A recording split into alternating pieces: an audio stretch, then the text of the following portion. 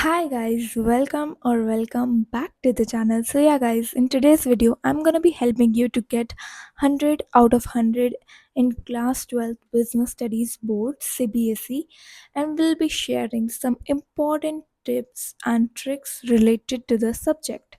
Many of you were asking about the strategies of business studies, so here I am. And currently I have given my boards and I have scored 96 out of 100 in class 12 business studies. So without any further delay, let's get into the video.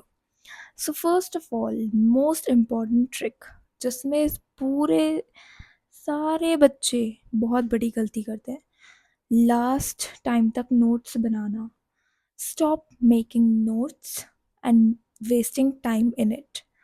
आप लोगों को notes नहीं बनाने चाहिए. People out there will suggest ऐसे notes बनाओ, वैसे notes बनाओ, यहाँ से नोट्स लो, वहाँ से नोट्स लो, ऐसे पढ़ो, ऐसे करो. No, you have to clear say no to the notes. आपको नोट्स नहीं बनाने हैं. इट मीन्स बोर्ड्स में सिर्फ आपकी दो बुक्स से आता है. CBSE NCERT की दो बुक्स है बिजनेस स्टडीज़ में. You have to do only that. It is all. आपको उसके अलावा कुछ पढ़ने की भी ज़रूरत नहीं है. एंड आप जो नोट्स में लिखेंगे उससे कुछ नहीं आएगा. आपको बुक्स पढ़नी पड़ेगी. So you do not have to waste time in making notes. So stop it. Second important tip related to this subject is how you have to learn theory subjects. काफ़ी बच्चों के यही डाउट्स होते हैं कि हमें थ्योरी याद नहीं होती, अगर याद भी होती तो हम उसे याद कैसे रखें, हमसे नहीं हो पाता मैनेज. यस गाइस, उसके लिए what you have to do is that आपको फॉर से अगर आपने एक दिन में 2 टॉपिक किए, ओनली 2 टॉपिक, उस 2 टॉपिक की आपको हेडिंग अच्छे से कर लेनी. बेसिकली क्या होता है ना, BST में अब आप एक चैप्टर उठाओ.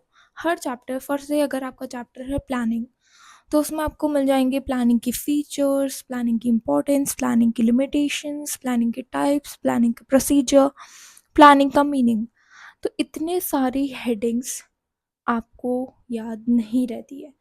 कई बार क्या होता है ना, आप याद करके जाते हो इम्पोर्टेंस, एग्ज़ाम में आ गए फीचर्स, एंड काफ़ी बच्चे ऐसे क्वेश्चंस को गलत करके आते हैं.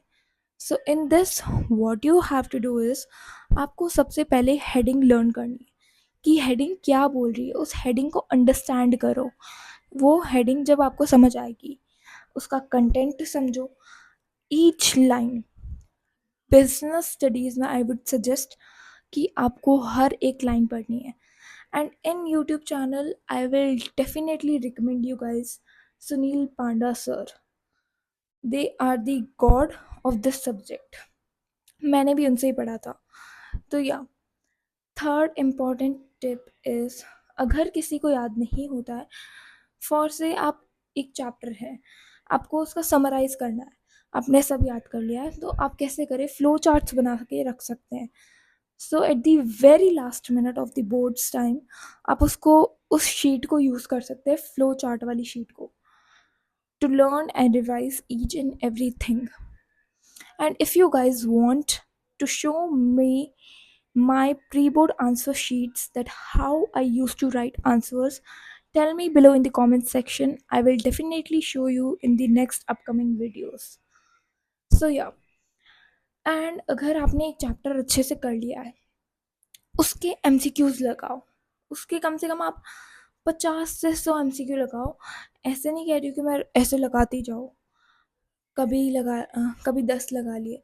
MCQs बेसिकली 20 नंबर के आते हैं and they are very important. एक एक करता करता MCQs कट जाते हैं. मैंने भी मेरे बोर्ड्स में यही गलती करी थी. 4 MCQs में गलत करके आ गई थी. थ्योरी मेरी सारी सही गई थी. So you have to do MCQs practice अगर एक चैप्टर हो जाता है. Concept understanding is must. हर एक कॉन्सेप्ट आपको अच्छे से आना चाहिए. अगर आपको कॉन्सेप्ट नहीं समझ आ रहा है, दूसरे यूट्यूब चैनल पे जाओ, टीचर्स के पास जाओ, जिसके भी पास जाना जाओ, उस कॉन्सेप्ट को अच्छे से पढ़ो. क्या पता क्वेश्चन उससे ही आ जाए.